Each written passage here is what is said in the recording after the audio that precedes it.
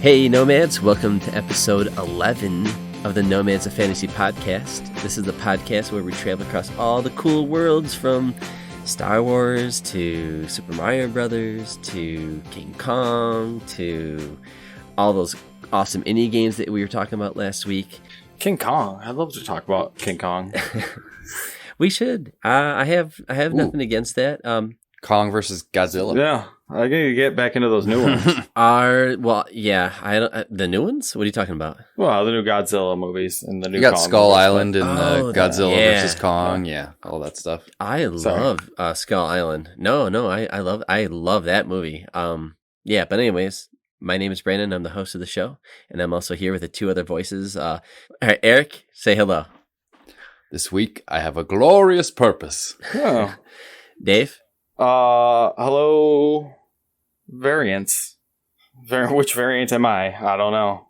Yeah, I don't know. It's a little good lead-in. We are talking about Loki. The podcast variant. And, I came prepared with an opening this week. I appreciate it. I do. So we just all finished watching the last episode of the first season of Loki. And just finished it within the last half hour for me, and I think you guys maybe in the last hour, so it's super fresh. So we're gonna get into that, but real quick, let's just catch up on what we've been doing since the last episode. So Dave, what's going on over there?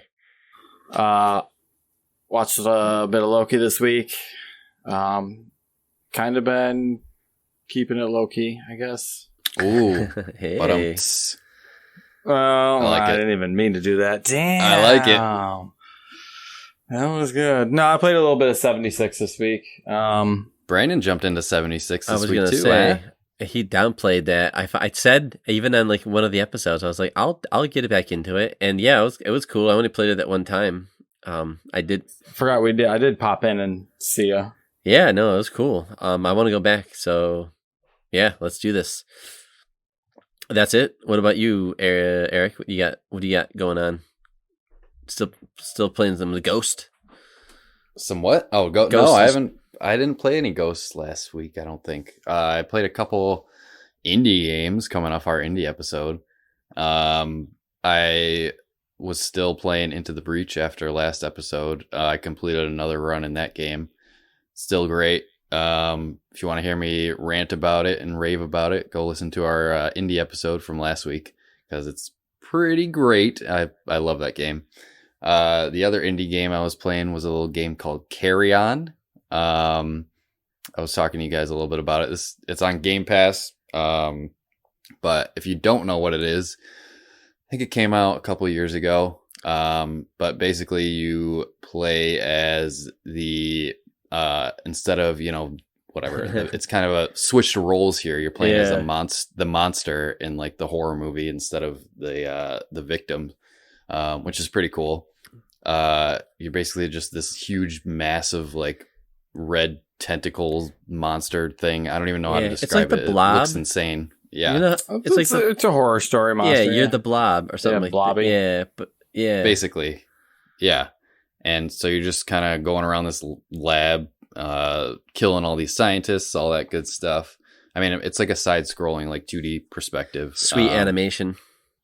Beautiful pixel art. It's insane how well animated the monster moves, because it has so many different tentacles, and that's how you navigate. You can pretty much go any direction. If your tentacles attached to the ceiling, you'll attach to the ceiling. You can move left, right, up, down, whatever direction you want. You basic controls, you have an attack. You can attack the scientists. You get upgrades along the way to upgrade your abilities. So you eventually get different cloaking abilities or a stronger attack. And a lot of those abilities unlock different areas. So it's got a little bit of that Metroidvania type stuff. It does. That's what got me though. Doesn't Metroidvanias have a map? Okay, I was thinking about this. That's one thing that we were saying. We were discussing this in the Discord a little bit. The one criticism I did have was the map, but I can see. I mean, I don't know the developer's intent, but from my guess, it would be okay, you're a monster. You don't have a map. You're just kind of this, I mean, you're not really mindless, but like that's true. In reality, if you're just this crazy monster, you wouldn't have like an actual map on you. So you're just kind of navigating by instinct. And you have to kind of remember there's something to be said about and where you've been in general. Yeah. No, I don't knock it, dude. I think that game is great. Whatever. I think they purposely did that. Whatever. Oh yeah. I never had any problems navigating really. Like I feel like the levels are kind of streamlined enough. Like it's not so much Metroidvania where you need a map. Like there's a tiny bit of backtracking, but it's more linear than it feels.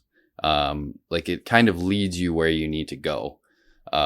Like, so when you get a new power up, you'll know like, okay, you can break these wooden barriers now. Oh, I saw an area over here with a wooden barrier. And it's not like it's all the way at the beginning of the game where you're going back, backtracking super far back. It's usually like in the same area where you get the new, power up. But yeah, I'm really enjoying that game.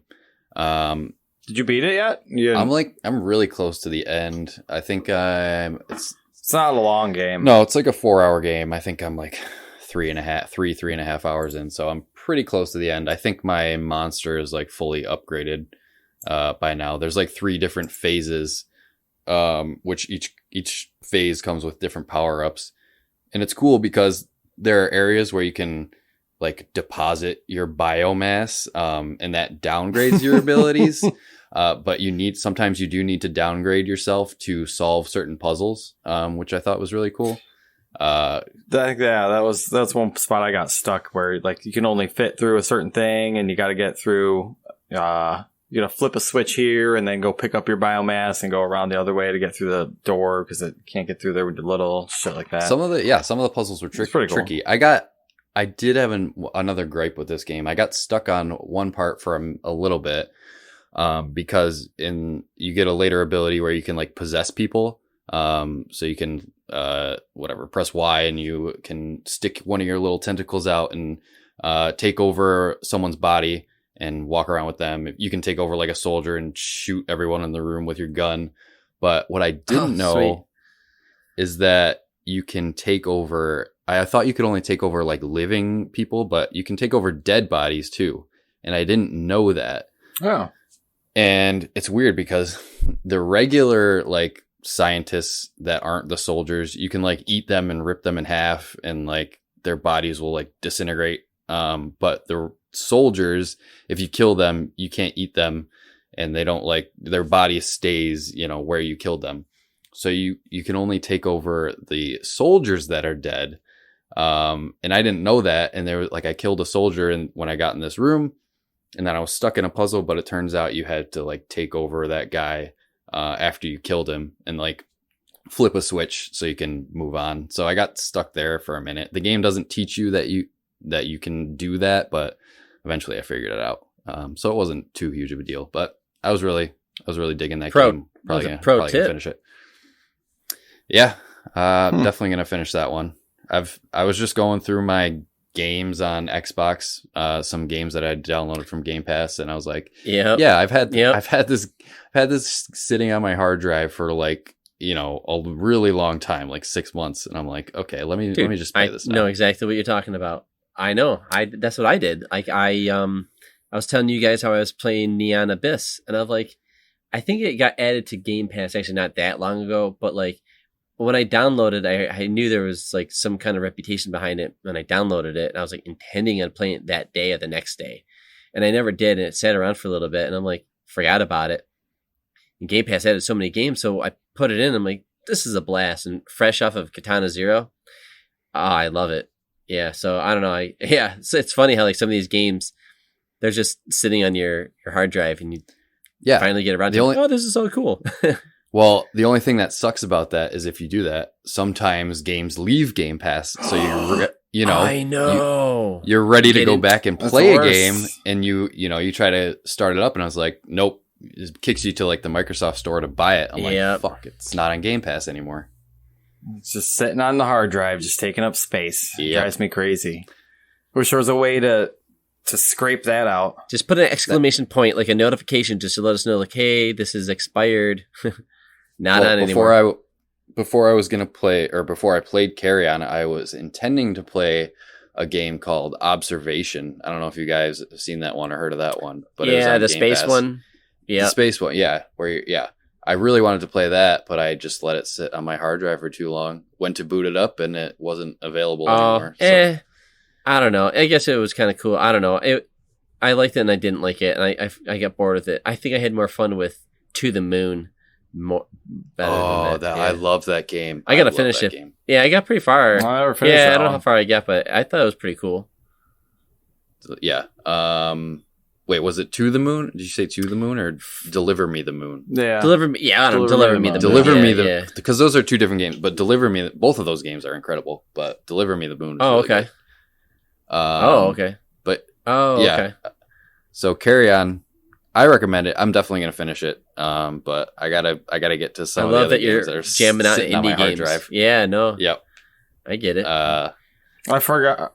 I did forget something that happened this week. Oh yeah, what's that? Is that we got the Twitch going? Oh, the Twitch. I did play something. Played a little. this week, Hypnospace Outlaw. Because the Nomads of Fantasy are now on Twitch. I'm trying to get all these streams set up. I'm gonna like to get a game of the three of us going sometime soon. I sadly tried to play Dark Alliance by myself while I was bored, and I couldn't find a room. And then I found one with some random guy, and he started. And we immediately got slaughtered, and I quit. So that game's already tough sad. to find rooms now. I guess the I know attachment rate on sad, that wasn't great. Hypnospace is super good. That's a we'll just put a shout out. indie game where we it's need a fourth. basically there's three of us, and it's a 4-player game. Just say I don't know. We can sub somebody in. Yeah. We can find somebody. Yeah, track us down. No, but Hypnospace. It's Brandon. Did you watch any of that? I have no idea what you're talking about. Have you seen any of this? Oh, what? Hypnospace Outlaw is basically a 90s internet simulator where, like, when you go to sleep, you put this little headband on and you just cruise the internet in your dreams. Oh, I saw that. Basically, I can picture the artwork. It's like super like old school. Really cool. Orange face guy. He's like looks like he's tripping on acid. Yeah. Oh yeah. yes, it's old early internet stuff where like, and you're just basically like the internet police, where you're going to look for copyright infringement, and you're going to look for like people harassing each other online, or like credit card gateways that are suspicious for fraudulent activity. But there's a lot of fucking weird. I mean, there's a lot of weird shit on the internet. So you basically kind of go through and you can like download wallpapers and music and put stupid hamster pets on your desktop. And if you don't feed them, they die.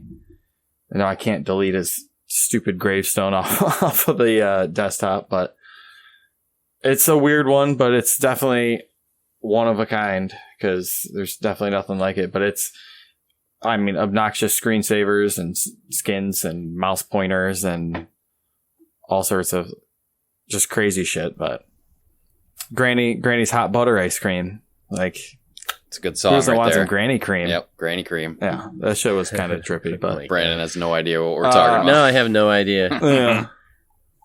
Yeah, you should just download it and play it without knowing anything, except for a 90s internet simulator. Honestly, you guys have introduced me to some cool games, like especially the last episode. I really want to. I've been like kind of going through my Xbox again and trying to hit some of these games so I can get to these games that you guys keep finding. I love it. I definitely want to try this out. It sounds really random. I downloaded a game last night that's like that.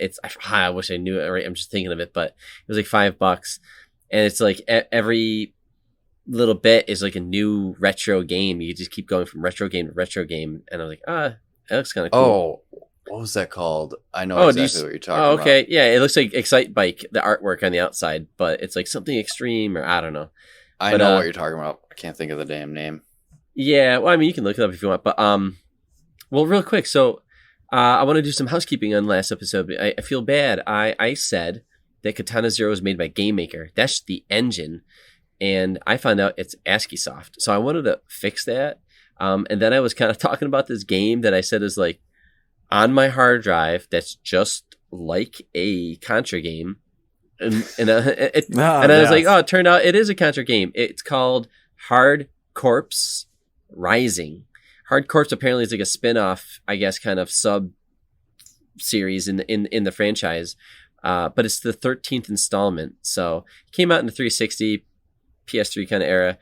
But yeah, and it has online co-op, Dave. So I threw it on and went through the first level or two after hearing you talk about it. Isn't it a blast? And I caught a couple of those Contra, like when you press start, it does like the same jingle and stuff like that. I'm like, it's definitely Contra. Can you put in the Konami code? I bet. In the Konami I didn't code? even try.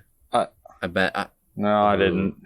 I should try that. Please have it in there. Please. I hope. All right, I'll have to go back and. Because it would be nice because I hit a spot where it's a giant sandworm and he's a pain in the ass and it doesn't checkpoint you after you beat him. You got to go back all the way to the beginning and play through again. And love that you were. I was like, yeah, that you were slamming it for being a Contra ripoff, and turns out it is a Contra game. Hilarious! I know. I laughed my ass off when that happened. So I was like, that made me happy though. Because like, it's cool. Like Contra lives on, and I don't have to worry about somebody.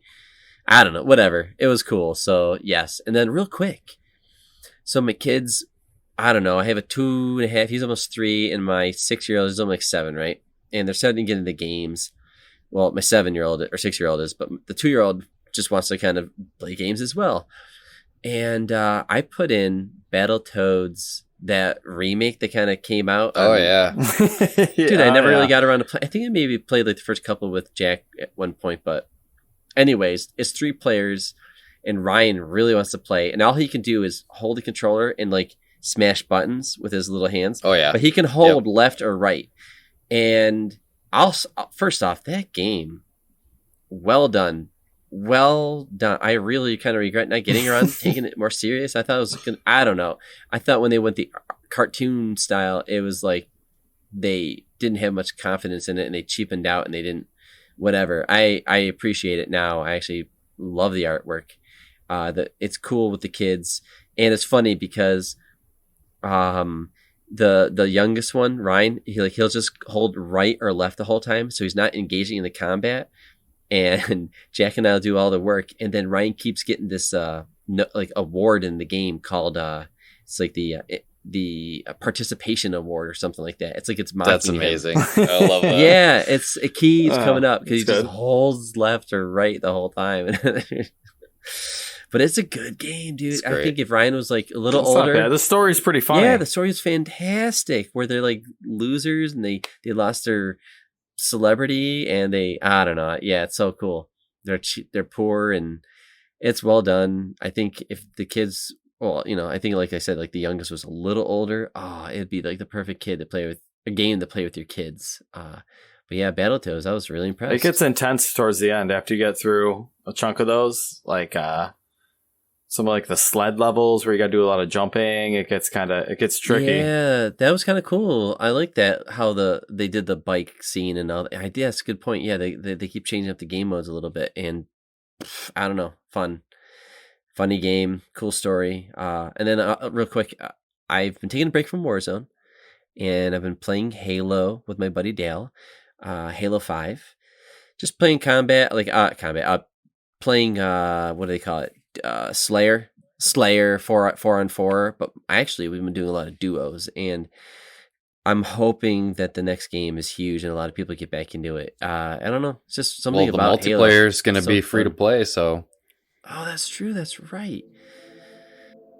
Yep. So I mean, yeah, I'm definitely ready to jump in. And to it's some crossplay. Crossplay too with PC, so there's going to be a first PC. Yep. Healthy base.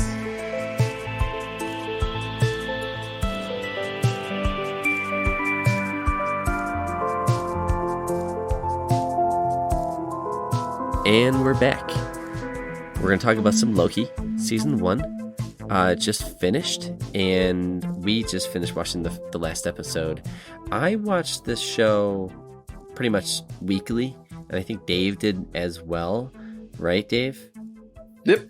But Eric was like, yeah, I'll get in on this, but I haven't watched it yet. I was slacking so a bit. He had to crush like the whole season in the last 2 days? It honestly wasn't that bad. I mean, it's only 6 episodes.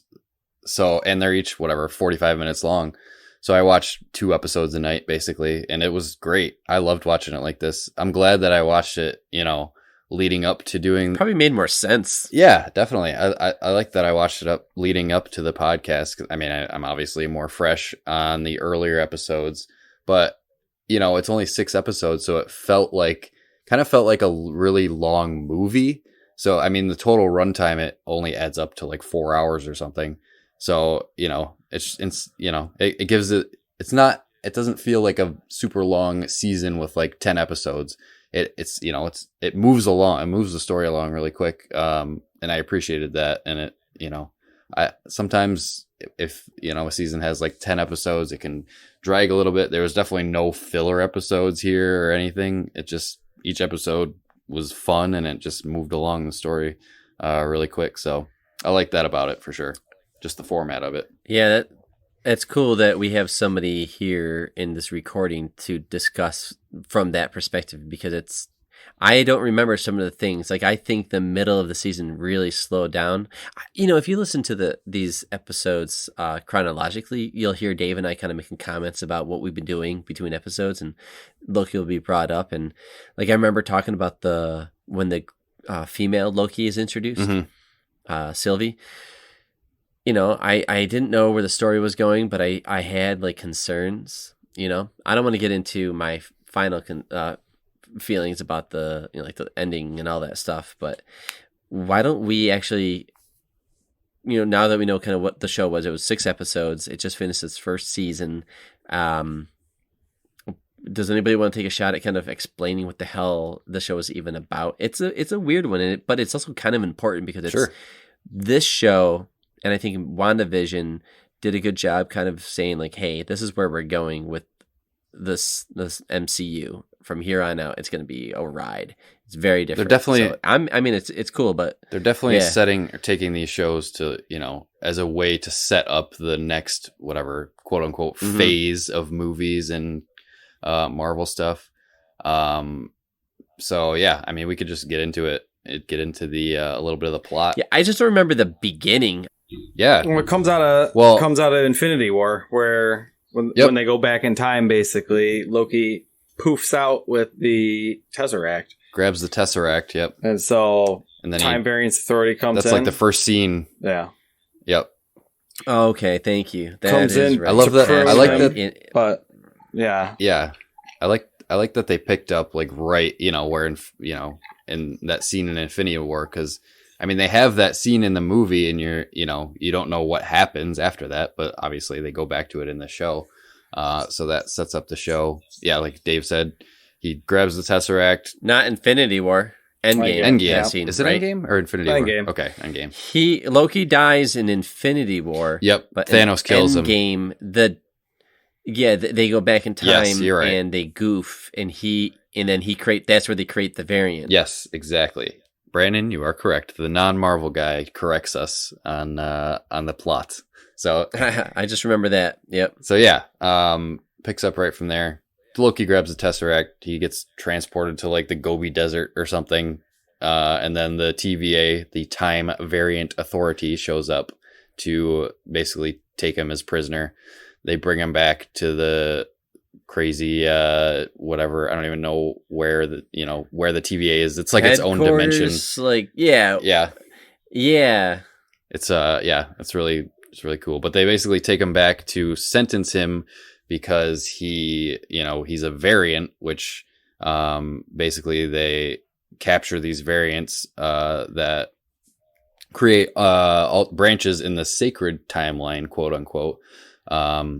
So at the beginning they frame it up as like the timekeepers are keeping this sacred timeline. It's the only timeline that should exist, and any branches that come off of the sacred timeline need to be destroyed and cut off to prevent any contaminating. Sounds like Greek mythology. Yeah, exactly. Yeah, contaminating the sacred timeline.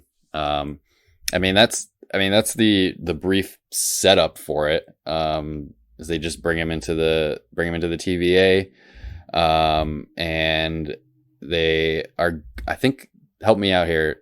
if you guys remember, they're going to prune him, but then he they want him to go help hunt down the other Lokis. That's right. Okay. So Loki tries to tries to escape in classic Loki fashion, but then he sees like all the piles of Infinity Stones that people are using as like paperweights, and he's like, well, yeah, that was really cool. I like that. Kind of resides to having to help out Mobius hunt down the they bring in Mobius, the other Loki, played by Owen Wilson. You know what? Which was an interesting choice. And he didn't get a goddamn jet ski this season. I know, he should have got his jet ski. I thought that was going to happen. How did they not give him at least one little scene somewhere with him on a jet ski? Riding on a jet ski. That would have been classic, but that basically is the first episode right there, wrapped up. Yep. Oh, shit. Yeah, that would have been a cool, like, when he gets to see Sylvie, like, towards the end of the season, and he shows up in the car. Why couldn't she ended up on, like, the shore, and she's getting off of, like, something, and he shows up in a jet ski? Honestly, that would have been really He's cool. like, not what I had in mind, but get on. That would have been great. I would have loved that. Wow. Yeah. Owen Wilson. I mean, normally Owen Wilson's, I don't know, he's not a great actor. He's kind of annoying, but I liked him in this show. I thought he was... I don't think he's annoying. I think he's like Owen Wilson. Well, I guess, he's take it or leave it. He's got the Owen Wilson voice, but... yeah, I liked him in this show. Episode 2, Loki joins, and they start to go out to hunt the other Loki. They get ambushed by the variant. You kind of see, you don't know who it is. Does some taking over people's minds, and they have that creepy scene in the grocery store. That was good. Yep. Where she's... Yep. Well, an important thing to note here is Loki basically is whatever he's doing research on the variant and trying to predict where they're going to show up. Yes. And he makes the connection that she can. Well, at this point they don't know it's a she, but this variant can hide in apocalypses, basically. So any like huge natural disasters or cataclysmic events, they can hide in that like time period because the TVA doesn't care because that timeline is going to be destroyed anyways. So it's it's a smart place to hide, and they can basically do whatever they want. In those little pockets. That was kind of cool. Yeah, so that was pretty cool. Real quick, one thing I noticed, especially with Disney Plus shows, is they really, really, really, really love the main character to have a buddy. So if you look at like Netflix when they were doing the Marvel shows, it was like Jessica Jones or whatever. She's a loner. Daredevil. All those characters. Daredevil. They're all loners when they do their thing. They're alone. But when you look at Disney Plus, even with the Mandalorian, with the kid Grogu or whatever, or like whoever he's with, there's always like a partner with him. And Wanda has Vision, and Winter Soldier obviously has Captain America, or Winter Soldier rather, and Loki has Sylvie, or if he's not with Sylvie, then he's with Mobius. Mobius. I mean, so it's just like I'm just noticing this trend where they just love to have a duo at all times. At this point, Marvel has their like quote unquote formula down. Yeah, and I want to crank them out now. I understand it, and like that, I feel like especially that dynamic sets up for like some humor, because like Marvel is big into shoehorning humor into their movies, which sometimes it lands, sometimes it's not all that funny. The Marvel humor stuff, I think they put it in there for kids mostly, but I mean I feel like Loki's a little bit more of an adult themed show. There's some pretty crazy concepts. There's some murder and stabbing. Yeah. I think that's funny. Can we go to that right now? Can we talk about that? Because I have opinions on who I think this is for. Okay, yeah, I don't let think it go. It's for fucking me, dude. All right, Tom Middleton is an attractive man. He's very charming and he's cool. What'd I say? I thought you said Middleston. It could just be Discord being done. Yeah, and he is... All right, so I didn't know who he was before he played Loki, really. And he plays Loki. I'm introduced to this guy, and he's a villain. He's this bad guy. And he tried to take out New York City. People fucking died. He's a bad guy. And I still don't like, and I know he's charming. He's cool and all that stuff. And he was great in Skull Island and all that stuff, but from the King Kong movie. But I look at him here and I'm like, what happened to this character? Going on his character arc where he goes some bad guy, and then in Ragnarok was really the turnaround, really, where... How old is he, though? How old is he? Is he really our age, or is he like 4,000 years old? I don't understand. He's a god, or demigod. Yeah. What does that mean, though? It means he probably lives a lot longer. I don't know. Oh, yeah, definitely. But how long? And then, like, okay, so let's say he lives to be 10,000 years old. You telling me in the last, like, 2 years from, like, New York City to this, he's, like, starts his character arc, and he's, like, trying to be, like, I only care about you, Sylvie. Like, give me a break.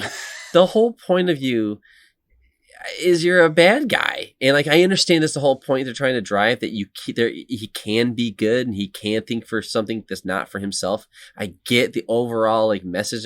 I don't know. I struggled with it, man. And, like, him and Sylvie falling in love shit, I thought it was for, like, teenage girls. And I could be wrong.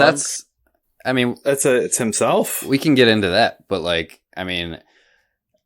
The first 2-3 episodes, it was like X-Files, bro. I thought that was cool. And then it got into this romance, teenage shit. Nobody dies and everything's safe. And it's just turned into Buffy the Vampire Slayer to me. I don't know. I mean, like, the ending was cool. I'm sorry. I'm on a rant. I just finished watching this shit. I've been holding that in.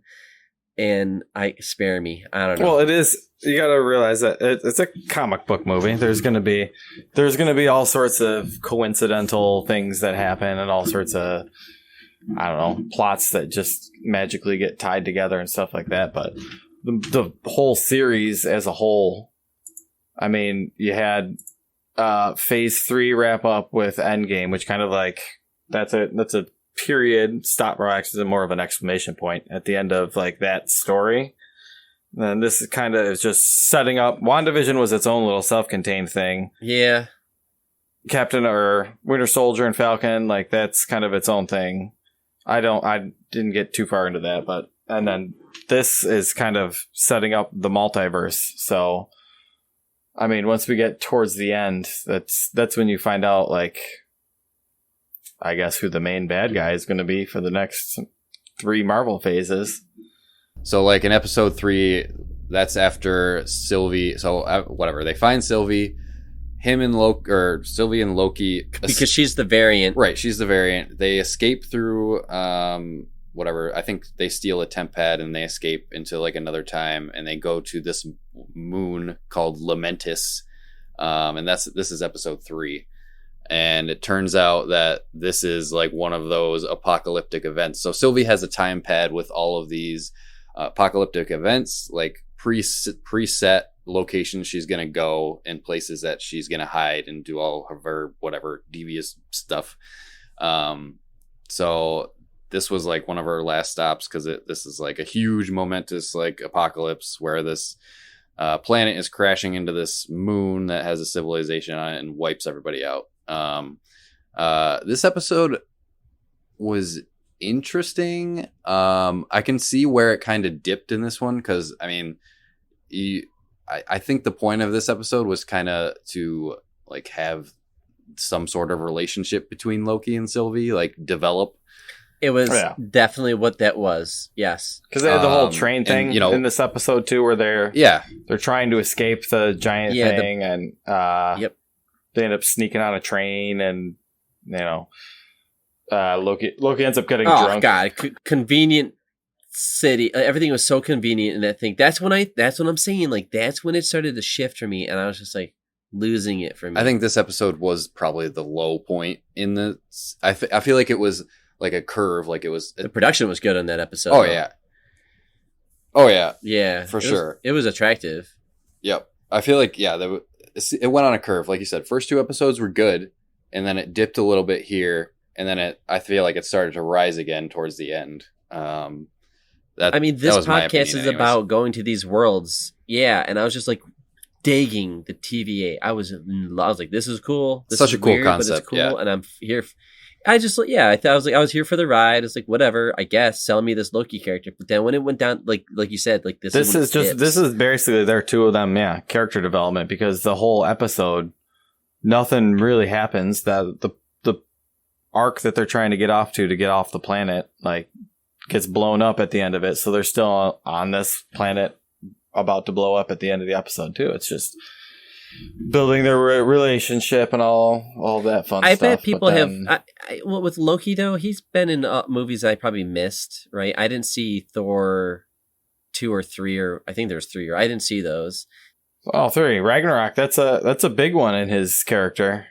Yeah, oh no, I did see Ragnarok. Oh, I did see Ragnarok, but Loki's in Ragnarok. Yeah, there's lots of it. He's just in the beginning, just kind of goofing around, right? Kind of like acting like he's Thor. Or no. He's all over. I remember Kate Blanchett's He's at the end when he tries to fight the, what is it, Hela? Yeah, his sister. The chick with the crazy horns. Sister, yeah. Kate Blanchett, yeah.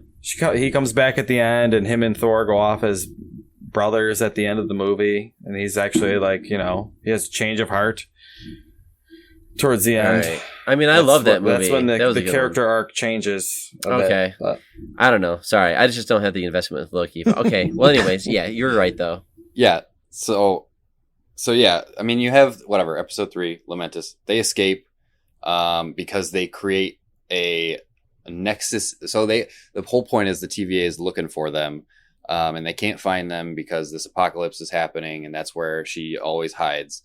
But this was a little muddled for me. Like, it was like Loki and Sylvie's connection that created a Nexus event, so that the TVA, like, there was a huge spike in the timeline, and that allowed the TVA to find them and capture them again. That was I don't understand that whole thing, how it works in general. Like, Mobius gets one. Well, whatever. I'll wait for Convenient. Yeah, I don't.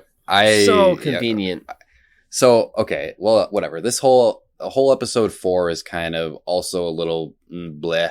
Like this is all like when they're captured again, and like Mobius is talking to Loki, and he like punishes him by putting him in that time loop with like this girl that he like cut her hair out. That was kind of funny. Well, that got me a little bit. It was cool to see her because like Thor. I remember the first Thor had these cool like, I don't know, Warcraft characters. Like, you had like a dwarf, you had like a archer, or like a knight or something. They had these cool characters, and then they just disappear. And I'm like, why weren't they in Infinity War and Endgame? Like, they were legit badasses. Anyways. I mean, but it was cool to see her. I feel like this episode again was supposed to be more character development for Loki, like realizing his motivations and why he's, why he is the way he is, and like all this stuff. Which, whatever, I get it. It didn't, I don't know. It was fine. I didn't love it or hate it. Episode 4 you're talking about, right? This is episode 4, yeah. And, I mean, the big thing happens at the end of episode 4 where Loki gets pruned and he goes to the void. Which, I don't know, at that point, you don't know that, you don't know if he's dead or alive. We don't know at this point, we don't know what happens when you get pruned. We just assume that they die and just disintegrate and are gone forever. But it turns out that they go to this place called the Void, where everything that. Well, hold on a second. So there's a couple other things in this episode. Beats there. The TVA is run by the Timekeepers. But I forgot that this was the episode that happened. Yeah, the Timekeepers were just they were fake. They were facade. Yeah. And what's her face? Mobius's boss, Ravonna. Yeah, she's kind of two-faced. Like, you think like she has a thing for Mobius, like that's her friend in some weird way, but you don't know what that means. But they have a respect for some kind of friendship, right? Mm-hmm. But she's up to something. You can't trust her. And when the whole thing goes down, she's the one that is pruning Mobius. And she's the one that prunes Loki. Mm-hmm. And she is even though they're exposing that, like, this is all fake, don't you want to know the guy behind the curtain? And she's like figuring out, she wants to do it her way instead. She's like, yeah, I know. I don't care. Yeah, she's very adamant that there's some reason why this is, why they're there and why this is all happening. So she is sticking with like, okay, we have to keep, the timeline sacred and all this. She's like very like into it. Like even though the timekeepers are fake. Yeah, but not even that they're fake though. That like she's a variant. Everyone's a variant. They were all people who lived a normal life and they got plucked away by somebody. Yeah, she doesn't want to believe that, or she knows that, but she doesn't want everybody else to know. Maybe she knows. She doesn't want everybody else to know that. She does know that because she was interrogating. What is it? B-15 or B-15 or C-20? C-20 is the one. Yeah, well, C-20 was one of the hunters. Sylvie captured and was. Yep.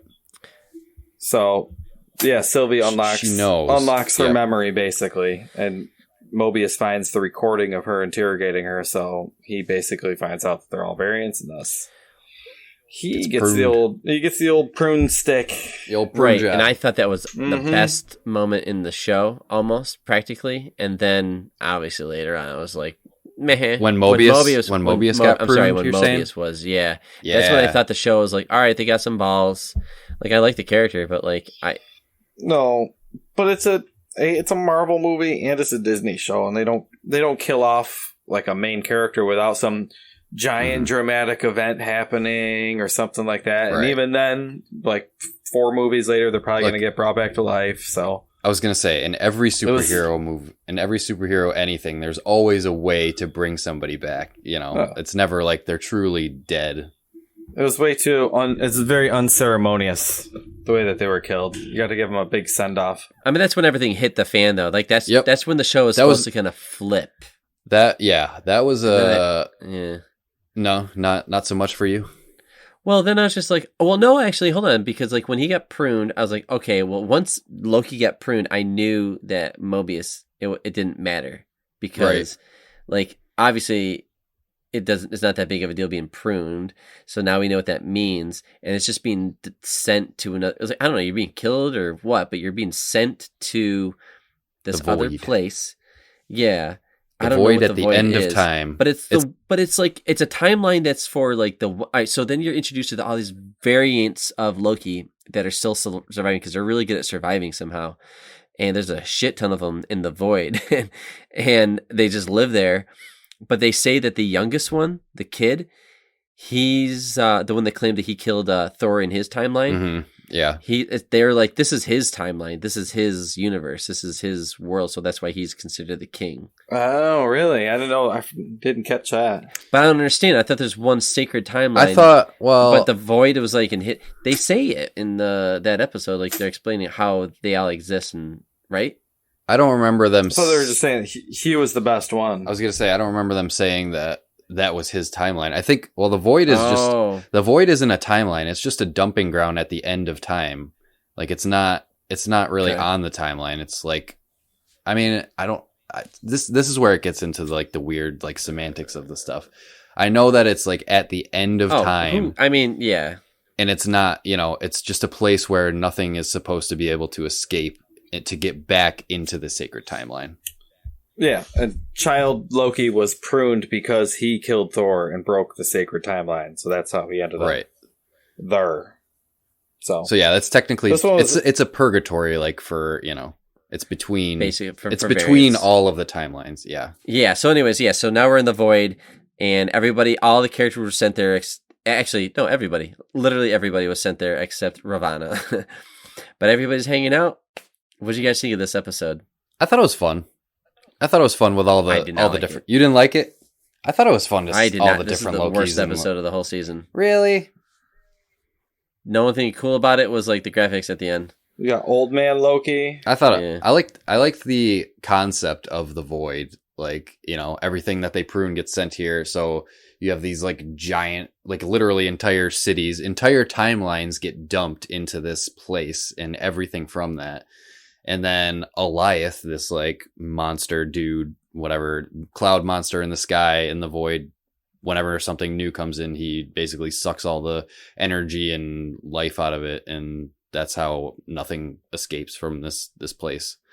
I thought that was cool. It's like space and time. Yeah. Which is kind of interesting. It's a cool dude, like I said, like the whole point of the show is to do shit like this where we go into cool worlds, and I was kind of like, this is kind of cool.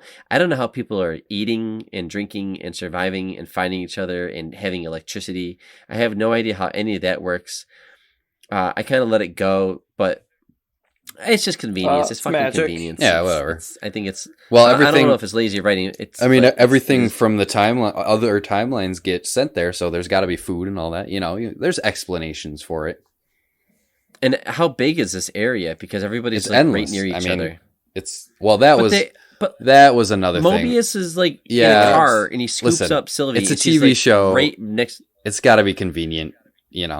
No, I know. It is what it is. I'm just saying, like people like pick on like Star Wars because it's like there's gas in The Last Jedi. When do we ever worry about fuel? And I'm like, bro, you think all the Marvel movies are like fantastic and they don't give a shit about gravity. Everybody speaks English. Everybody likes the 50s or like the 60s or the 80s music. Like, come on, man. Like we let Marvel get away with a lot of things. I just see it in Loki. I think in this show specifically, so much stuff is so convenient. I don't know. The first 2 episodes were so good for me that this episode was whatever. Like, you're dealing with multiverses. I don't think you're going to get much explained because no, that's true.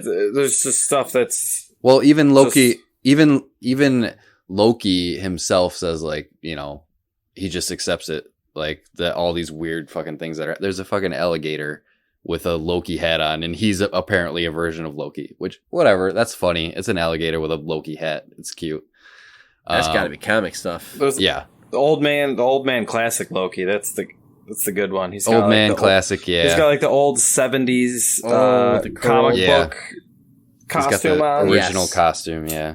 I thought that was cool. Doesn't use weapons because he goes straight illusion because he's all magical rather than stabby Loki that's around these days. Definitely like a tribute episode, I think, to fans. I thought that was fun. And like, since I don't know a ton of that stuff, I don't know if it's all from the comics or not, but some of it obviously fell, on deaf ears with me because I didn't know a ton of those references. But I thought it was still a fun episode. But yeah, like you said, bro. All sorts of crazy variations of Thor, and there's all sorts of. There's multiple universes. There's the Marvel Ultimate Universe, and I don't know. They merged them all together recently in some big comic event, and they're always coming up with crazy shit. So movies are just trying to come up with a real explanation for shit that you just make up in comic books is kind of impossible. It's just making up magic out of science. I don't know. Time travel and now multiverse, like that's always hard to write in general. Like it's just hard to get that stuff. I'm a sucker for time travel stuff in general, like in movies and stuff. It's fun. But yeah, like you were saying, Brandon, Mobius got back. I think my explanation, I was confused about that too, but I think they didn't really explain this, but I think when he got pruned, he still had his temp pad in his pocket. So that went along with him. Right. I don't understand how that works. All right, this is me being a fucking stickler. All right, just tell me to shut up and move on. But when you get pruned, what exactly is happening? It's just all of your matter gets transported to the void. Your matter, but your everything is not part of you. Everything touching you, attached to you. Like if you're touching. Okay, so the floor. The air. Okay, come on. No, seriously. You're looking for scientific light bouncing off your skin of a stick that pushes you through time. Yeah, exactly. So the bugs, the microscopic bugs. Well, if that was the theory, what kind of batteries do they use in these things? What kind of Brandon, if that was your theory, everyone would show up in the void naked because their clothes, couldn't get transported. They should. I think they should. That's why I tell people like they believe in ghosts. I'm like, oh my god, what did you see? Like I saw a ghost. And like, were they wearing clothes? Their clothes didn't die. It makes no sense. Get out of here. Oh my god. All right, we're not going to handle it. Sure. We're not going to become a paranormal fucking ghost podcast. Don't even get the the forest does the same thing. Like, what's going on? Why are they wearing clothes? They should be naked. And then when they come back at the end of episode 6, it's convenient. It's convenience. I think that's. I know. I think that's the explanation. Is that they didn't take the temp pad out of his pocket when they pruned him, so he still had it on him. He gets it from Sylvie. She brings it with her. Does she? Okay, that's the explanation. Okay, I don't. But where did she get it? I don't remember that part. She had it in her hand. She stole it from the chick when she was in that throne room. Oh yeah, she's like, when I get pruned, I know I can bring this with me. She pruned herself with it in her hand. That makes no sense. Well, whatever. Who cares? Let's move on. Okay. Whatever. Yeah. Listen, trying to explain a stick that sends you through time. Oh, let me look that up on Wikipedia and tell you exactly how that works. Yeah, so I mean that episode where all the Loki are in these traveling around, that's fine, whatever. But I thought it got more interesting when he's, when they're trying to escape from the void, figure out how they can get out of here, and they realize that Sylvie realizes, I don't know if they both realize it, whatever. They realize that Alioth is the answer and that he's guarding something, and that is their ticket out of there, essentially, or their ticket to whoever is controlling all of time and space and all that stuff. So they right, but at this point, Mobius though is gone. Doing his thing. He went back to the TVA. Yep. Yeah, and he's trying to kind of figure out what's going on with the TVA and his end because he's back. Yep, exactly. So they get the plan for Sylvie to enchant Alioth and basically take over his mind so that they can bypass him. I don't know. This it starts to get a little fuzzy. Hold on, too. Sylvie is a Loki variant. She's the only. The thing about her is she is robbed of her childhood, and she has this like rage or revenge thing. She's really driven, right? So she's been able to learn how to enchant, right? Like that's kind of like her. She thing. taught herself the female. Loki. Yeah, right. She taught herself this power. So she's more powerful than technically. It's cool how the Lokis do have different powers, but I think technically, I think she's just better. She's better than regular Loki. Mm-hmm. And we get old man Loki doing it, getting his time in. And he sacrifices himself so Loki, the other Loki, and Sylvie could enchant Alioth. I thought that was a cool scene where he conjures an entire at a city of Asgard and all that stuff. I thought that was pretty sweet to distract Alioth while they try to hatch the plan. And we got to the end of episode 5 essentially with Loki and Sylvie enchanting Alioth, opening this portal to the, what do they call it? I forgot what the name for it was. The Citadel. The Citadel. That's it. Citadel. Yep.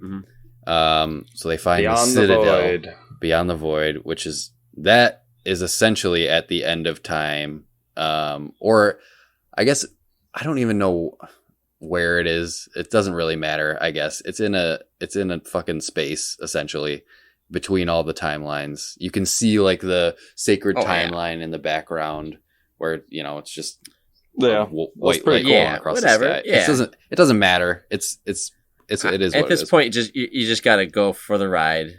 I mean, of course. I feel like such abstract concepts like this, it's so hard to actually like depict on screen what it looks like. You know, totally, man. So I mean, you got all the comic books for reference. There's a lot of floating rocks in space that people have like just random dumb bases on, and just you know, definitely. Well, the chances that they all speak English is, it's just, you just got to go with it. Just got to go with it. Everybody's the same height. Everybody reacts to gravity the same. There's no viruses in the air and bacteria where you inhale it and you die. 2 arms, 2 legs. Everybody's bipedal. The TVA likes, I mean, I don't know. There's a fucking cartoon stopwatch character for unknown reasons. It just is what it is. Miss Minutes. Yes. But yeah, and honestly, real quick, I like this last episode. I love the fact that they had like confidence in the storytelling and the ending kind of setup. Yeah. That they didn't really have like this epic battle. Yep. Really. Take that kiss scene out, and that was a good episode. But yeah, if you don't mind, actually, I kind of explain. Let's go, beat by beat. What happened this episode? This is a crazy episode. There's like a long chunk of dialogue in here. It's all, it's just talking. Yep. So they go into the Citadel.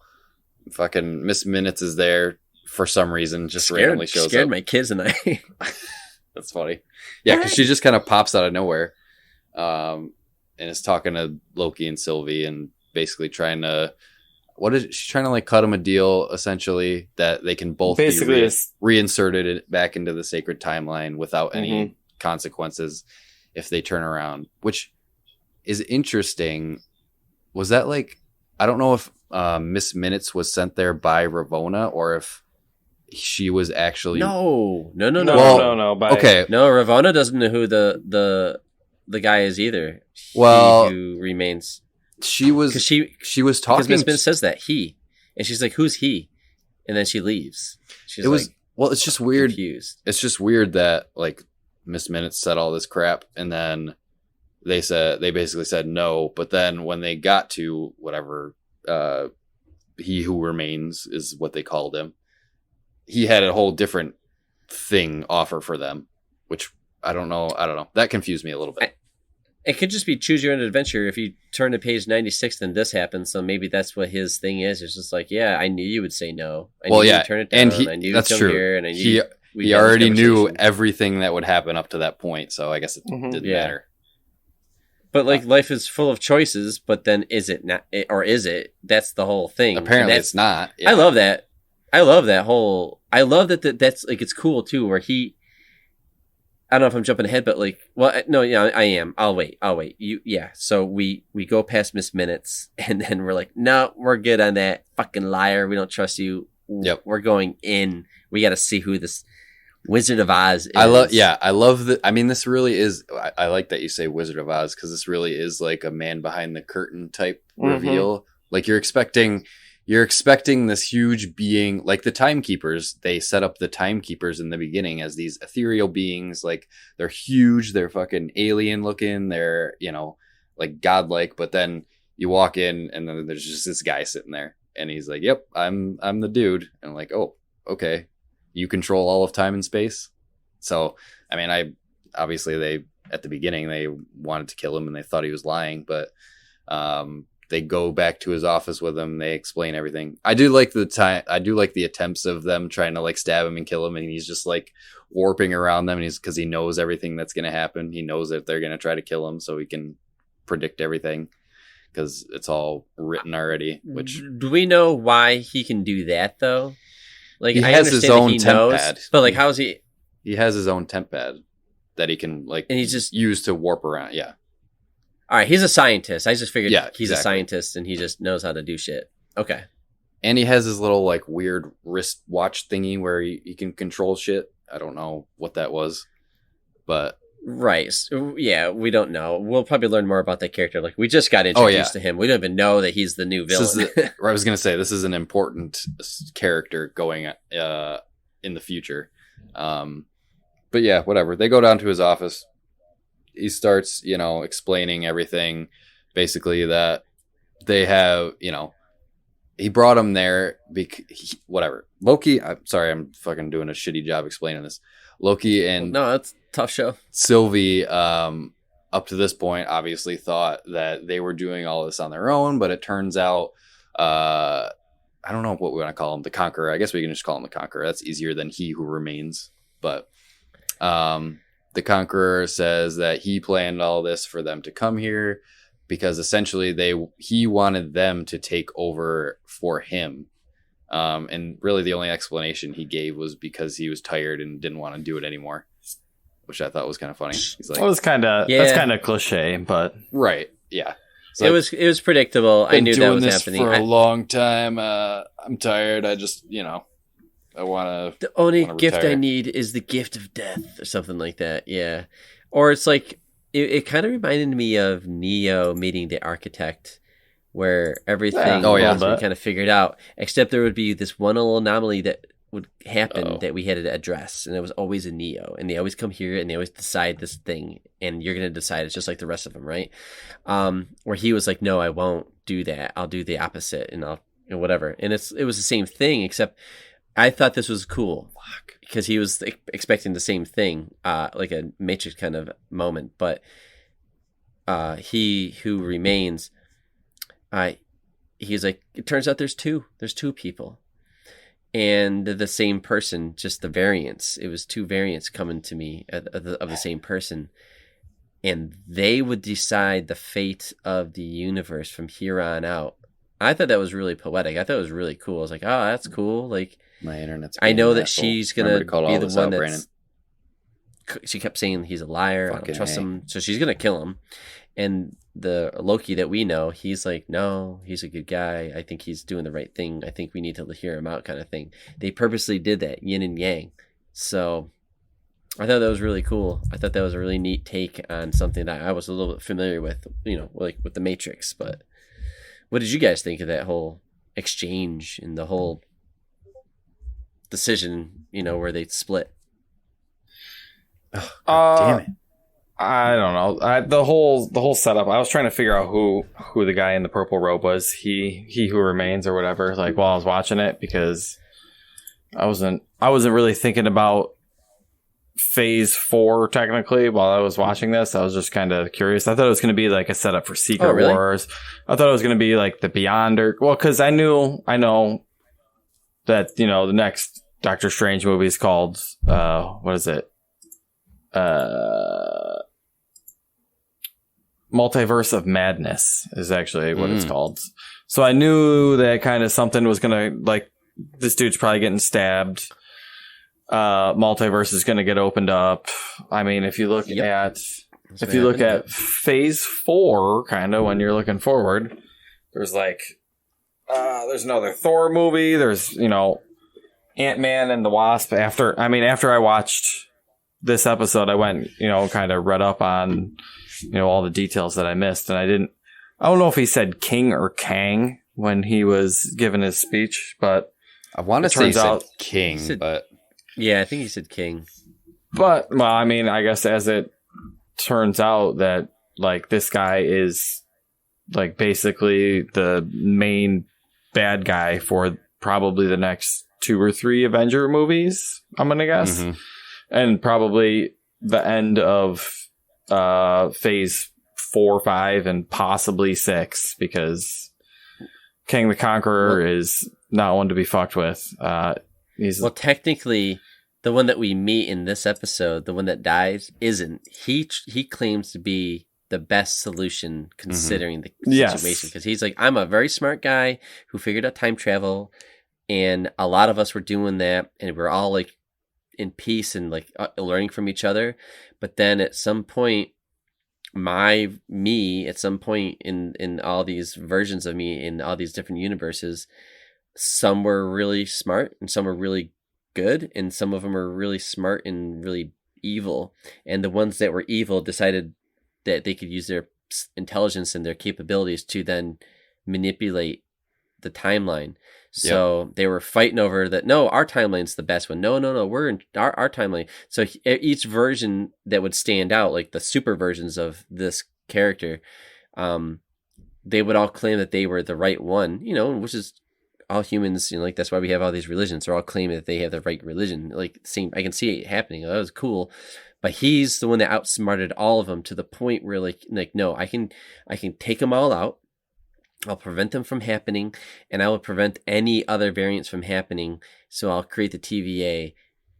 I thought that was kind of clever. I don't know who Marvel made this up in the 70s or 80s or whatever in comics, or like Disney did this, but it is a cool way to handle the multiverse. And I had reservations with this next phase, but now I see how they did it, and I'm like, that's kind of cool. And I like that he's dead.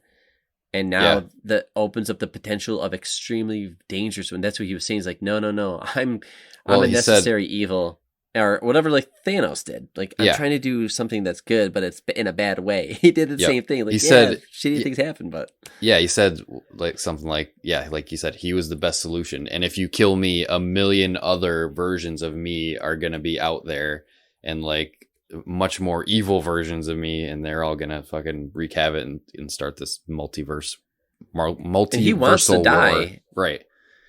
But it's the wrong Loki that kills him. That's the problem. He's like, fuck. Well, see you soon in some incarnation.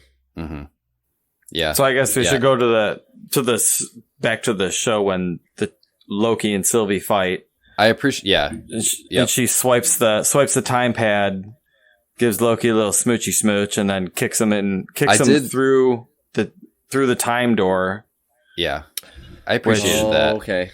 Which he thinks he goes back to the TVA, but he ends up going back to a TVA, Right, like exactly. a version of the Yeah, TVA. that was cool. Now that there's so The, many like, different Planet of the timelines, now that there's so many different timelines, he doesn't know where he is because there's no sacred timeline anymore. It's fucking branched off in all different directions, which was cool. Which is cool because if you'll notice that the statue in the TVA wasn't of the Timekeepers, it was of Kang. Kang or the I guess Conqueror. technically, if I don't know, I'm digging into wikis over here and all sorts of stuff. There's a character called Nathaniel Richards, which is like he was King Rama Tut. He traveled through time and like he was born in like the 30th century and then started like hopping around in time and ended up, running into Fantastic Four and Doctor Doom. And for a little while, this person was Kang the Conqueror. So like in multiple timelines, Kang comes up, that's for sure. But there's a couple I think different that's cool. There's a couple different book series with him in there where I think it's Secret Wars, I believe, where he's hopping around time and, stabbing people in the back and all sorts of stuff like that. But they're like in the comic books, they end up like merging a lot of the universes into like one Marvel universe that has like, I don't know if they're continents or worlds or whatever that are like basically other universes. But I mean, on the grand power scale, Kang as a bad guy is probably, he's up there with Thanos. Like, you can fuck up a timeline, but like, if you look on the bigger scale of things, like, even like you get into like celestial beings and infinity and eternity and the living crazy tribunal and all that kind of crap. It like gets. Could you imagine being a writer on this show? Like people call to wrap your dumb mind shit around in other shows. Oh, my God. Disney did hire the two writers from Rick and Morty to help out with. The weird time travel shit. Like, because Rick and Morty deals with all sorts of that. That's like, all it is. That's the whole point of that show. Yeah, it's crazy shit. So they've hired Back those. To the Future. Yeah. Some of those writers to like write in on this to kind of help explain and make sense of all this kind of shit. So Brandon can look up wikis. That. Yeah, right. I did appreciate that about this show is that like they did things on like a bigger scale and it made you realize like how insignificant some of the events of the other movies were. Like, well, it even downplays like Infinity War, I think. Well, yeah. I mean, they say the Infinity Stones, they're just fucking paperweights, Which I know. I liked that. It's weird. I liked that because, because there's so much more out there. I mean, Dave was this isn't even like the biggest scale yet. There's like fucking eternity and shit beyond that, which is just insane. Like it's not even the top of the ladder yet. Interesting. I mean, I'm excited. I'll tell you that. Like, what's funny because like some shows, like Game of Thrones, had a fantastic start, was killing it season after season after season, and then it kind of just ended, kind of like a fart in the wind. It's like, oh, that sucked, And some like Westworld kind of lost its tracking, and they kind of started off kind of cool. Like some shows, like Walking Dead, I can't believe that's still on. I haven't watched it in forever, but like. They just go and they end poorly. And you got to know. Even you got to know when season, to end it. It's only 6. Yeah, and this is 6 episodes. But again, like I think Disney just spot like the smartest people right now. So kudos to them. But like, even though I had issues with the middle piece of this show, it started off really cool, fell flat for me in the middle, and then it delivers at the end. Mm-hmm. And it's just like, what else can you really ask for? I guess is like a good ending. It's hard because a lot of shows, they don't give you the ending that you wanted, Lost, stuff like that. But yeah, at this point, this ended well. At this point, I feel good about where the MCU is going, especially with these new shows. Like, have you seen WandaVision? Yeah, I saw WandaVision. I really liked it. Okay, WandaVision was fantastic. Yeah, I like that they. I mean. Obviously they've been planning the fucking MCU out for years, but like they started like on the small scale and then it just gets bigger and bigger, like with the cosmic stuff. I know, I can't believe they pulled it off. It keeps growing and growing and it's fun. Encompasses more stuff like different universes, timelines. It all starts out on Earth and then it just expands outward and it's it's really interesting. If you look at them from like the first 3 Marvel phases, like like you said, the first phase is just like introducing the characters so you have characters to care about. The second phase is getting them together and you start, merging things. And then by the time you get to the third phase, it's like, that's where the big battle and everything pays off. And you can already see it starting out with like WandaVision and Vision. They're kind of starting their West Coast Avengers kind of things. Then you got Falcon and Winter Soldier. You're going to have, I don't know, if is Loki going to be like Nick Fury running around time and galaxies trying to put together his own team to beat Kang the Conqueror because he knows what's going on? Like, is he going to be the one that's like flying around the universe trying to put shit together? But I mean, I'm excited for season 2 of this show.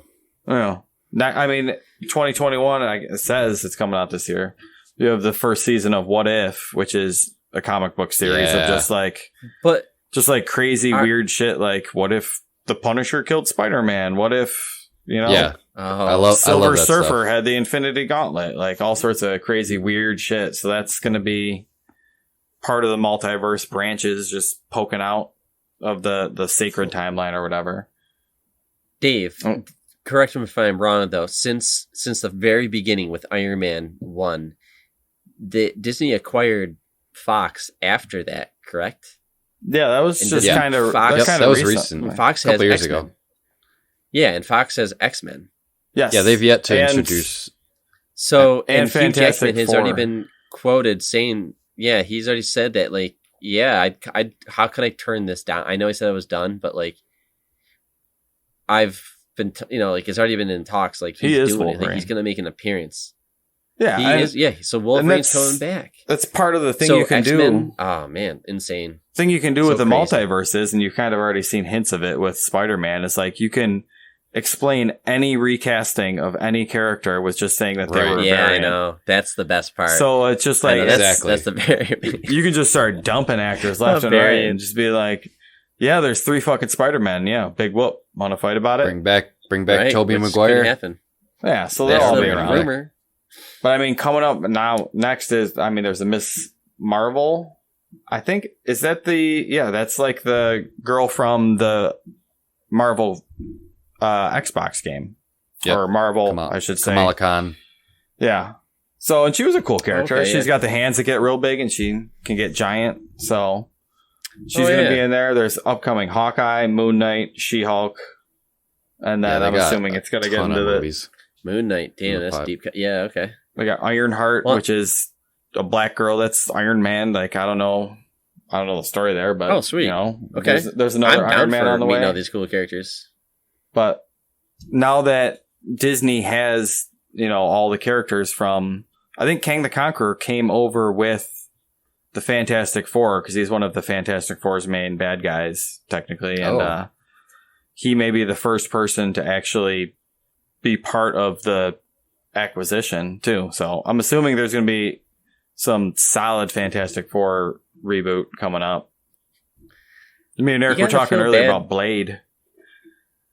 Oh, Blade yeah, reboot. that's right. That's I heard about this.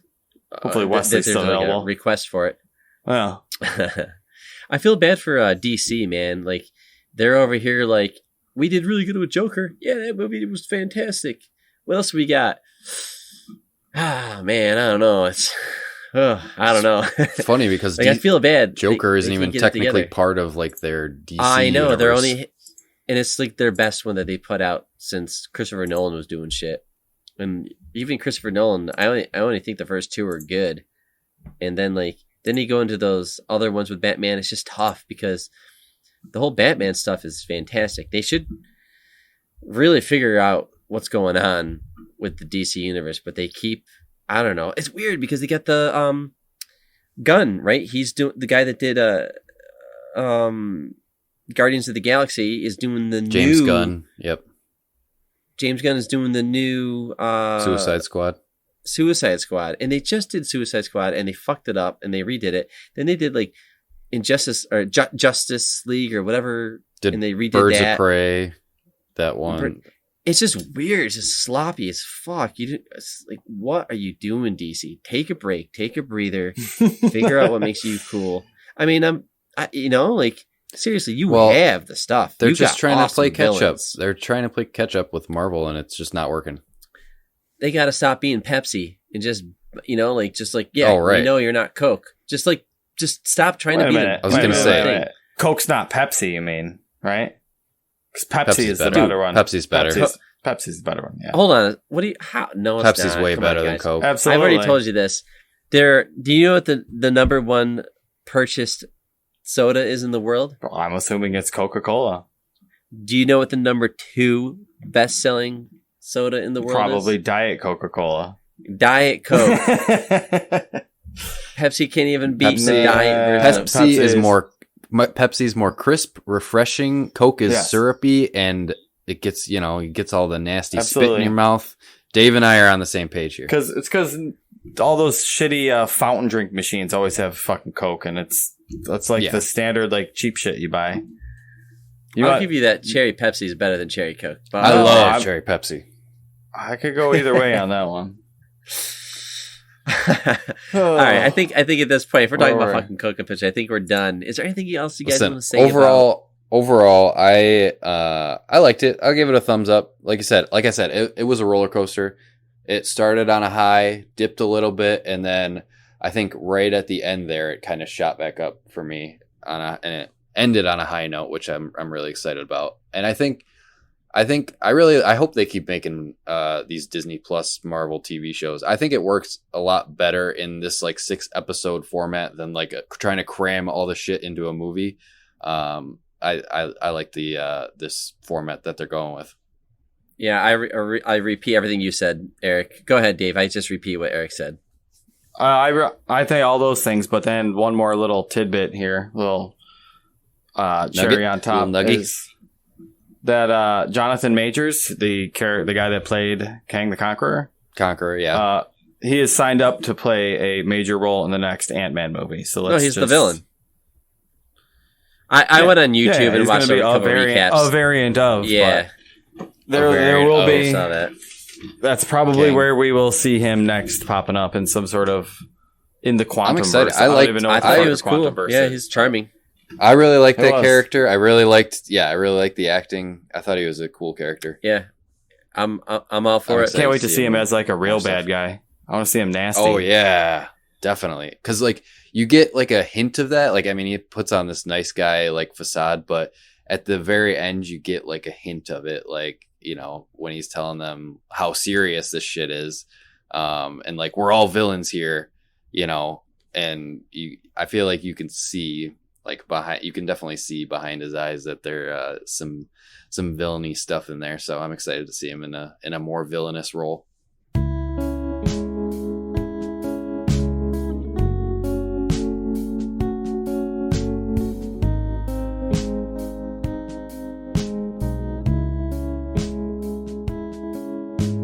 And we're back, and we have a game.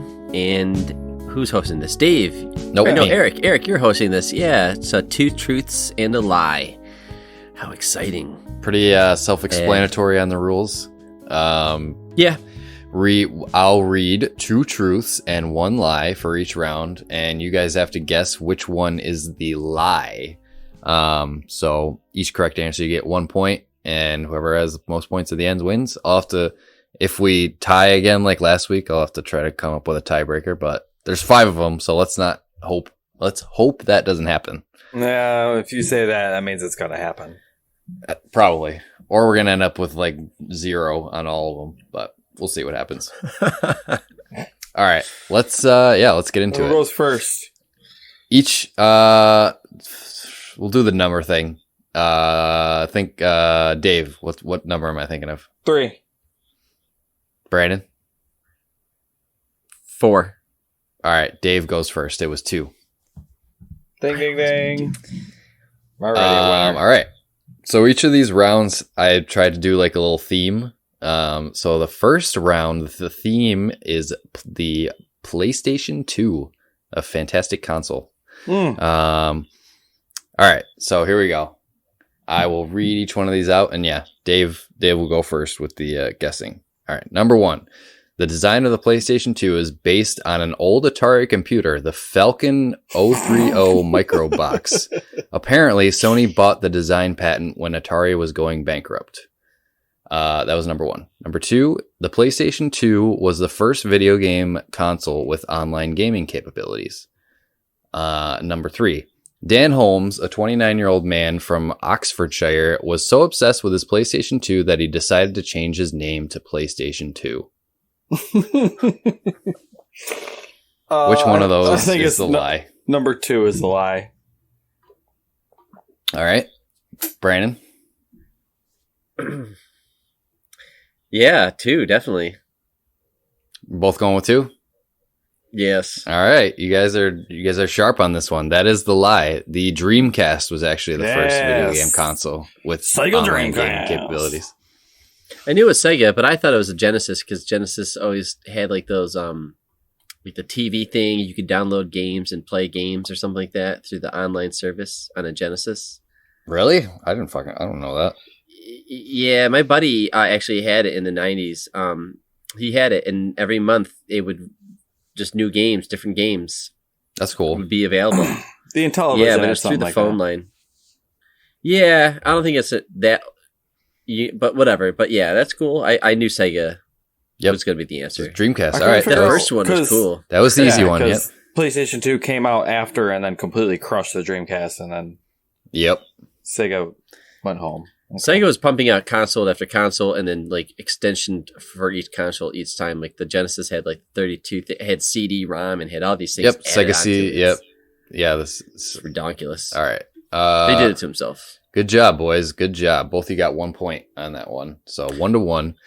All right, number 2. The theme is the classic N64 game GoldenEye 007. There's a lot of fun facts about this game. I got this. All right, here we go. All right, so Brandon will go first this time, guessing, since Dave did last time. All right, number 1. Developers initially planned to let players reload weapons by unplugging and reinserting the rumble pack on the game controller. And this is all for GoldenEye, remember that. GoldenEye only had 9 developers on the team, and 8 of them had never worked on video games before. And the entire GoldenEye game on the N64 is only 2 megabytes. Which one's the lie? These are tough. So I was a PC gamer when this thing came out.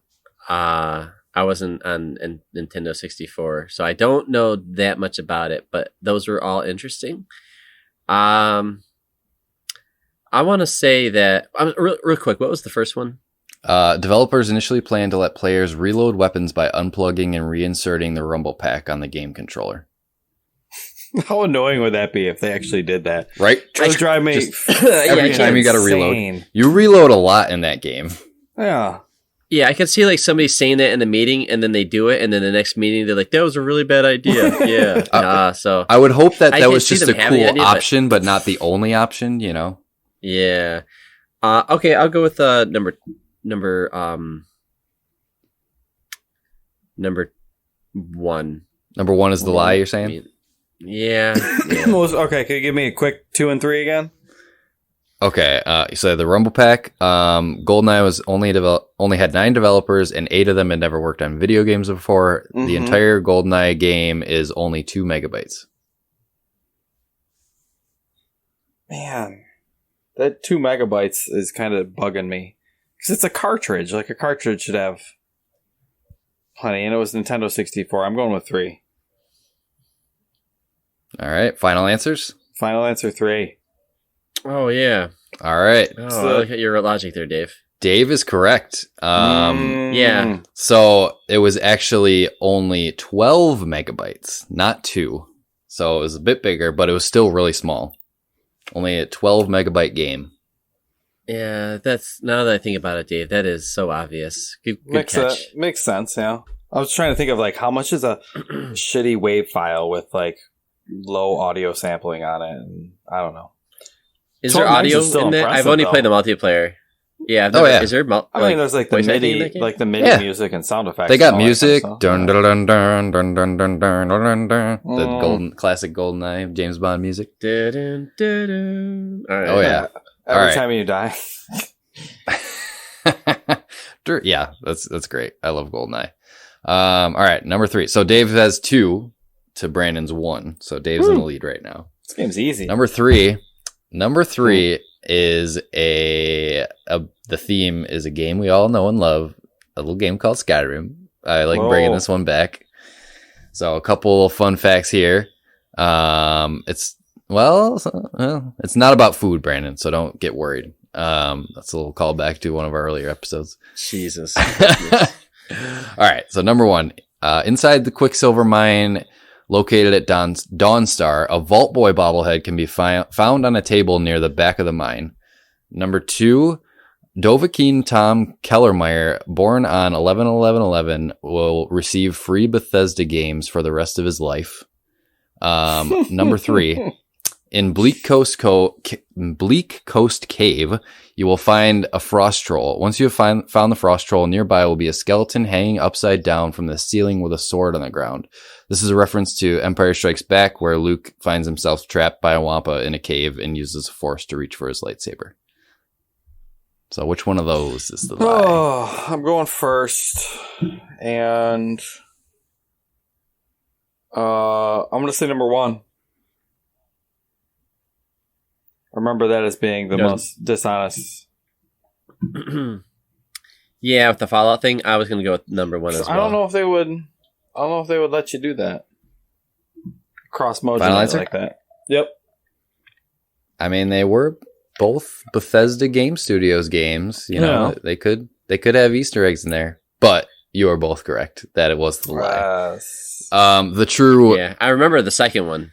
I've heard that one before. That one, the third one, just like that sounds very Bethesda-y. like a little reference. I remember exploring the top right corner of that map a lot. I was like, "What is out here in the?" I remember doing that, and I think I saw that. I think I came across that Easter egg. So on that table in the Quicksilver mine, it's just a sweet roll. It's not a Vault Boy bobblehead. Trying to suck me in with some sort of Fallout trickery. I thought you might fall for that one, but you guys got it. That's 2 to 3. Dave's still in the lead. This next one is appropriate for our theme of the episode. It's Marvel themed, so a little divergent from video games here. So Brandon's going first on this one. Number 1, Black Panther was the first black superhero with his own comic. Number 2, during the early 90s, Michael Jackson tried to buy Marvel Comics. The reason was he wanted to star in his own as Spider-Man in his version of the movie. Number 3, when the Hulk was first introduced in the comics, he was green-skinned due to a printing error with the 4-color printing process. Number 1 is the lie. Number 1's the lie. Dave? What was number 1? Black Panther? Black Panther was the first black superhero with his own comic. Number 2 was the Michael Jackson thing. Yeah.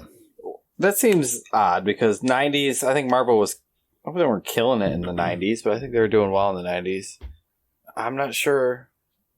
Black Panther was the first. Whatever. I'll say number 2. I'm going to say Michael Jackson did not try and buy Marvel. All right. Final answers. Okay. This is interesting. Brandon is correct. Black Panther was not the first black superhero. That was actually Luke Cage. Oh, really? That was before? Yeah, that sounds right. Yep. In 1972, Luke Cage was the first black superhero with his own comic. I thought Black Panther was older than that. I just know that, like, but Marvel sold Spider-Man to Sony in, like, what, 1990? Something like that, right? Yeah, it was around there. Yep. Yeah, and then, like, Michael Jackson he bought, like, the Beatles. Like, he was buying stuff like crazy. He was so loaded, I could see him doing something like that. Trying to buy Marvel so he can make his own Spider-Man movie. I mean, sure, yes. I guess. All right, it's 3-3. So you guys are neck and neck. So this tie last game one on is the last question. Let's tie. Let's have a tie. All right. So Dave's going first on this one. I think the theme for this round is Halo. Oh no. This be interesting. Oh, whatever. You just got like I don't know, Marvel and GoldenEye, and I've only played GoldenEye like once in my life. Oh, it's a All poor right. life. All right, let's do some Halo. Ready? Okay. Number 1. Halo was originally conceived as a real-time strategy game. Gamers would still control Spartan units, but not as a first-person shooter. Number 2, Halo 2 had 14,000 lines of dialogue, but the Halo 3 had over 50,000 lines of dialogue. Number 3, in the 3 years it took to develop Halo 3, Bungie studio employees consumed more than 20,000 pounds of pizza, 24,000 gallons of soda, and more than 1,000 pounds of bananas. Sweet baby Jesus. Who goes first in this? I do. I think it's Dave. These are fun. I love these. This is good job. I'm gonna go with number 2. Okay. Yeah, me too. I'm going with number 2 as well. I don't think there were that many in the first one. Or was it Halo 2? Well, it was Halo 2 had 14,000 lines of dialogue. But the third had over 50,000. Yeah, that doesn't sound right. Both. Wait. Yeah. Yes. Yeah. Both, I'm with you, Dave. Both yeah. going with that one. Mm-hmm. All right, locking it in. Well, fuck you guys because you both got it right. So now I have to come up with a tiebreaker. So I knew 1 and 3. Easy. I just knew those. So I knew 1. I remember what the game was going to be. It was going to come out on Mac. It was going to come out on a Mac. It was going to be an Apple game. It's funny because they ended up making Halo. They ended up making Halo Wars later, which was an RTS. So it's interesting that they went back to that. Yeah, and I remember the Halo 2 and 3. I always got collector's edition with the Halo games, and I remember the behind the scenes with 2 and 3, and I remember that story, all the kids that were born and all the food that they ate and shit. So yeah. For number 2, Halo 2 did had 14,000 lines of dialogue, but Halo 3 only had 39,000, not 50,000. So it was close. Excuse me. So the fact still a lot. The fact there was like with each game it increased the amount of lines of dialogue, which was interesting. Makes you want to be like a voice actor. Yeah, right. Bethesda always touts that for all their games. This one's got 60,000, and everyone's I think I read for Sky 5 actors, 60,000 lines. I think Skyrim was around 60,000 when I was looking up Skyrim facts. I want to say I saw that. So that was kind of 4 voice actors did those 60,000 lines. Oh yeah, they did all the exactly. All right. So do you want to end it on a tie, or should I try to come up with a tiebreaker? Just do why don't you do a percentage? how many players? Pick a random game on that. How many people are playing? Like player count. Oh, that website that I found. Good job. Just pick a random game. Good thinking. I know. I picked some of the main ones. Like I picked like Warzone and Halo and Fortnite, but there's a lot of random games. What is this? I don't trickery? even know. If you go to that website, I can't. There's a website. Well, Eric can. It's like a player count, and it has like all these. Has a list of popular games, and it shows how many people are playing right now in that game across. So not just all the games up PC, there. consoles too. Everything. All right. Apparently everything. How do you know? I don't know how it do works. they know that? It's just a tracker, a game tracker. It's like a bot type deal. So yeah, I'll pick a random game from this, and whoever's closer on it gets the tiebreaker here. Okay. So let's see. Let's pick an interesting one here. One that won't be super obvious. Let's go. This is like, how often does this refresh? Is it like how many people? Every time you are playing Hypnospace Outlaw. right at the it's not for every single game. This list only has like 50 games right now, but they keep adding more, so they're only like the most popular games like Fortnite, Warzone, all that good stuff. So let's see. Speaking of Warzone, why not? Let's just do Warzone. I think I know that number. I have no idea what this is going to be. Okay, I'll pick a different one. Then. It's like 200 some thousand, right? 200 some thousand. I'll pick a different one. How about Sea of Thieves? Let's do this one. Oh, okay, that's cool. No, I don't know that one. All right, so I honestly have no idea what that is going to be. All right, whoever's put a number out. Whoever's closer on this one. 200. That's got to be like... You got to remember, they just came out with that new DLC for Sea of Thieves with Johnny, or whatever, fucking Jack Sparrow. Yeah, they've been updating it. We know it's... It is, yep. Oh, it's been out. Yeah, and I know they got the Sea of Thieves going on. I'm sorry, they got the updates going on, and it's just grown in popularity on Twitch, right? Oh, it's yeah. Just highly streamable game. Oh, oof.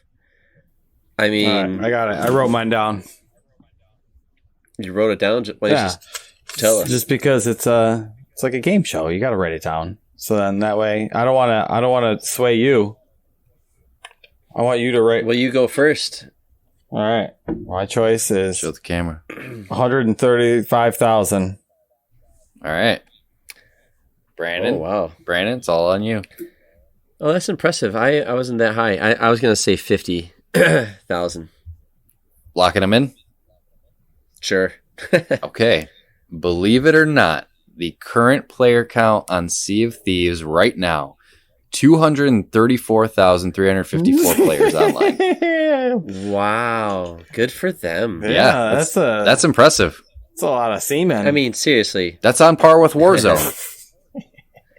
That's insane because not many people are talking about Sea of Thieves. I feel like, dude, maybe it they reminded me of the Jack Sparrow thing came out. That's kind of why I was a little, at least.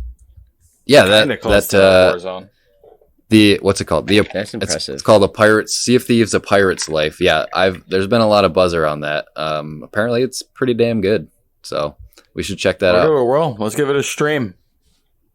Well, I gladly lose. I'm happy that not only Xbox has an exclusive that's doing well, but that Rare, I don't know, it's just Rare, like missed opportunity developer, like I feel like Microsoft hasn't really given us what Rare should be giving us.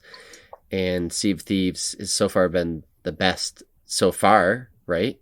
I mean, I guess Battletoads. Speaking of GoldenEye, or speaking of Rare, GoldenEye, let's get the GoldenEye license back to Rare. They can make a GoldenEye sequel, remake.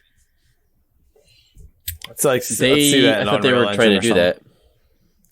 There's already been a bunch of like GoldenEye fan remakes. They remade the entire game, like all the maps in GoldenEye, in the Far Cry 5 level editor.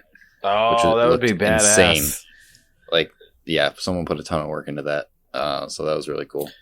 That was kind of shitty. They closed that down too. I think the Far Cry 5 arcade is no more, but they did have a is it gone? Sweet ass level editor in that. Oh man, huh. Yeah, that was fun.